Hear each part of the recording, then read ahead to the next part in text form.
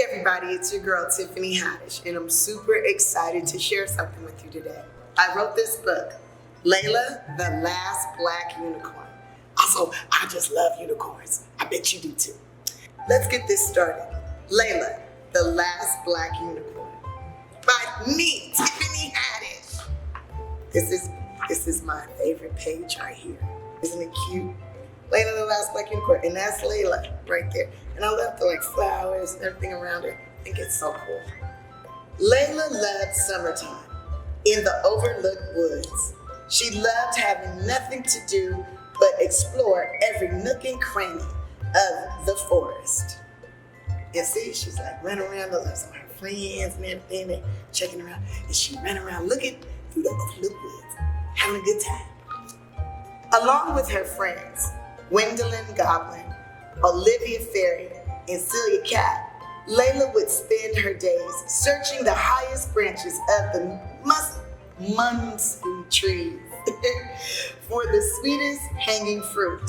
See, she's hanging out by the tree. That's a munson tree. I picked the name of that tree, but sometimes I mess the name up. I'm not perfect. Nobody is.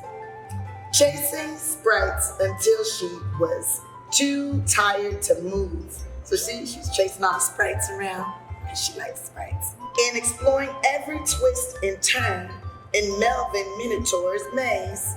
See, that's the maze she's exploring. But at this summer's end, things were different.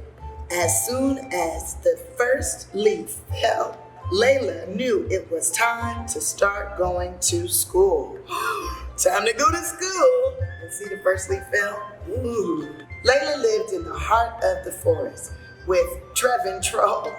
Trevin had watched over her and cared for her since Layla was barely old enough to trot on her own.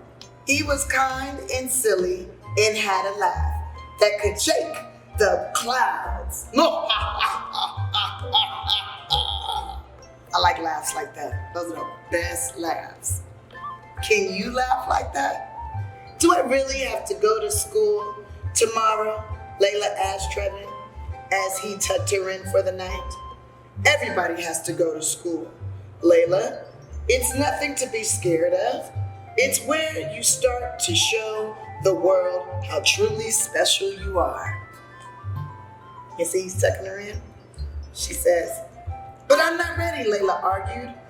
"Yes, you are," Trevin said, smiling as he tickled her behind her ear. "Trust me, she ready." That's me trying to be. But that's what he told her, she ready. The next morning, Layla put on her brave smile as she first stepped through the grand gates of Unicornia. That's the name of the school. As she peered into the main courtyard, she thought she was in a dream. There were unicorns everywhere. See that? Unicorns are all over the place. It's so cool.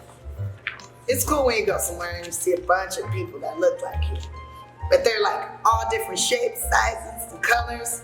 I think that's so awesome. On the blacktop, a group of unicorns played hornball while they waited for the first bell to ring. "That's a two for Peachy Pink," a blue unicorn said. "No way, Babsy," a rose-colored unicorn shouted back. "It totally missed, so it's a dumpster. You lose a turn." Babsy seemed to know her friend was right, so she lowered her horn and stepped out of the circle. The ball started to whiz around again as one unicorn after another slapped, whooped, and kicked it. Layla tried to keep up with the action, but it was all moving too fast. That said, the game did look like a lot of fun. So when the ball skipped out and rolled over to her, Layla tried to throw it back, but pop! Uh-oh, she stabbed the ball with her horn. "Hey, newbie, you just wrecked the game," Babsy said. "It was an accident," Layla tried to explain. "I didn't know the rules. We don't play hornball in Overlook Woods. Oh, Peachy said, shaking her head. Newbies just woodsy. All the other unicorns laughed as the last bell rang to start the day. Look, she's feeling all embarrassed. They're laughing at her. And she called her woodsy. What's that supposed to mean? Unfortunately for Layla, things did not get much better for her there. She got lost on the way to her homeroom. See, look, she's lost. She doesn't know which way to go. And had no one to eat with at lunch. Look how sad. And sat in someone's chewed gum during recess. If this was her showing off how special she was, Layla would just as soon have hidden behind a Munson tree for the rest of eternity. Look at that. Scum on a pretty, pretty man. But she knew she had to go back again the next day, and she was determined to find a way to fit in.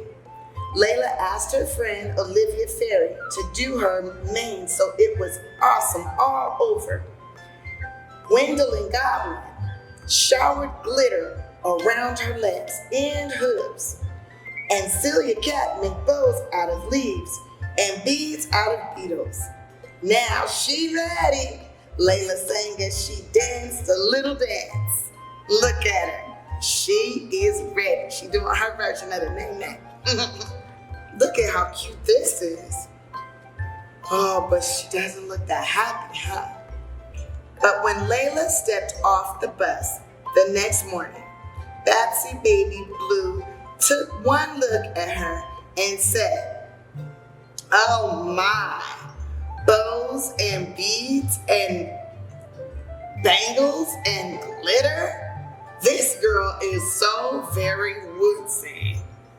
Look at, because she has all the pretty flowers and leaves and glitter, and well, everything is from the woods. By the third day, Layla didn't want to go back to school at all. Finally, Turvin knocked on her bedroom door. "You are going to be late, Layla." "I'm not going," Layla shouted back. "I hate Unicornia. Everyone there calls me Woodsy." Look, she's telling him she doesn't want to go to school no more.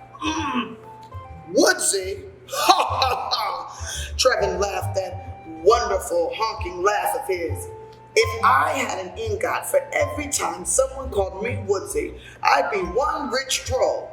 Layla buried her head further under her pillow. "They just don't know how special you are yet, Layla. Just be ready, and I promise you, your time to shine will come." Later, at the bus stop, Layla imagined having Trevin on her shoulder, Gwendolyn on the other side, and placed Olivia and Celia in her heart. No matter how mean the other unicorns were, no one could take away what she had inside. And that's true, you know. People are mean all the time, but no one can take what's inside of you. That day, Miss Carrison arranged a walking field trip into the Fiddle Dee Deep Forest. Fiddle Dee Deep Forest, see? The Fiddle Dee Deep Forest. Miss Carrison partnered up with Layla as they wandered into the woods, but she was so busy looking at her compass, cantering along, talking about the beauties of the world around them, that, and you see, look, it's all the beautiful things, the flowers, and there goes her compass. She didn't notice there was a large patch of devil's shoestring and ouchie wouchie shrubs right in front of her. Look, she fell in the ouchie wouchies and the devil's shoestrings. They're wrapping her up. Wow, there goes the compass. No! "Oh, my dearie me," Miss Carrison cried. "Bumbly shocks and fiddly hooks. My foot is trapped. Ah. It's the shrubs, Miss Carrington, Layla said, running over to the whispering willow tree. I know how to get it to let go. So, see, she's like grabbing something from the willow tree. Layla gave a branch to each unicorn. Now do what I do, she told the class. Tickle the ouchie-wouchie shrubs. Tickle the plant, Babsy exclaimed. Seriously? It's the only way. Nothing can hurt you while it's laughing. And much to the whole class's amazement, it worked. See, they're tickling the shrubs, the ouchie-wouchies, and they're letting her go. Mrs. Carrington got up and dusted herself off. But when she bent down to get the things she dropped, she cried out, "Oh dear, no, my compass is broken." Don't worry, Mrs. Carrington. I grew up in these woods. We don't need a compass to find our way out. So see, the compass is broke and everybody's looking scared. Let's find out what's going on over here. But then suddenly, a huge thud shook the ground and the woods around them grew dark. I'm scared, Babsy Baby Blue shredded as the unicorns all clustered together. I don't like the dark. Oh, you guys, there's nothing to fear, Layla told them as she turned around. That's just Melvin Minotaur. We must have accidentally wandered near the entrance to his maze. Hey, Layla. Hey, Melvin, Layla smiled. We're a little lost. Can you help us find our way back to school? It'd be my pleasure, Melvin told her, before turning to the rest of the unicorns. And you know, I used to be scared of the dark too before I met Layla, that is. Then I learned when something's black, it's really just where all the colors meet. And she giving him a high five, see? But with her hoof. Ooh. When they got back to school, Miss Tulip, the principal, was waiting for them. Layla, you're a hero, she exclaimed. Nah, Layla explained and smiled. It's just how I am. She ready. She told her teacher as she did her little dance. She ready. She ready. Yeah. Yeah. The end. That's the end of Layla, the Last Black Unicorn. You guys, I hope you get a chance to get this book and read it on your own. I'm sure you'll do a much better job than me because you're special. See you later. I'm Tiffany Haddish. Mwah.